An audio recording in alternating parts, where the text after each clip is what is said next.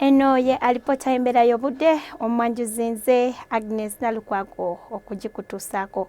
Enkuba ekyagenda ddala maaso n'okutonya era nga okusinziira kwa alipoota gye twafunye, Kampala yasinze okufuna enkuba ennyingi ng'ebadde ne millimeters 27 n'obutundutundu 6 wabula ate Arua millimeters 26 n'obutundutundu 2, Orotooro yasinze okufuna entono ya millimeters 4 n'obutundutundu 2.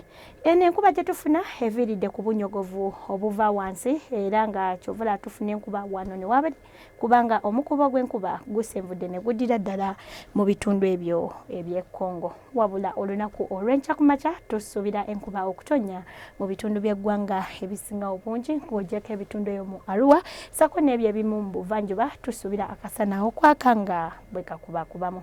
Olw'eggulo tusuubira enkuba okutonya mu bitundu by'eggwanga ebitali bimu yadde ng'ate ebimu nga Masindi, Mubende tusuubira akasana okwaka nga mwetobesemu n'ebire nga n'ebbugumu erya waggulu lijja tokya ddala ku degrees 27 eyo mu kitugumu wabula ate ekibuga ekikulu Kampala tusuubira era ebbugumu okutuukira ddala ku degrees 27 olwo mu nsozi ez'e Kabale ebbugumu lijja tokya ddala ku degrees 23.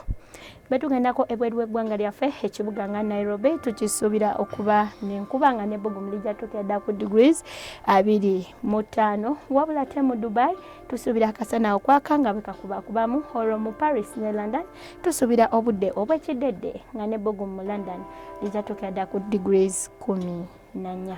Ebyo bye tusobodde okufunyayo okuva mu kyongo ky'eggwanga ekivunaanyizibwa ku mbeera y'obudde okufuna ebisingakaawo bisange ku mutimbagano gw'ekitongole kyaffe nga egulambikiddwa ku lutimbe lwa TV yo.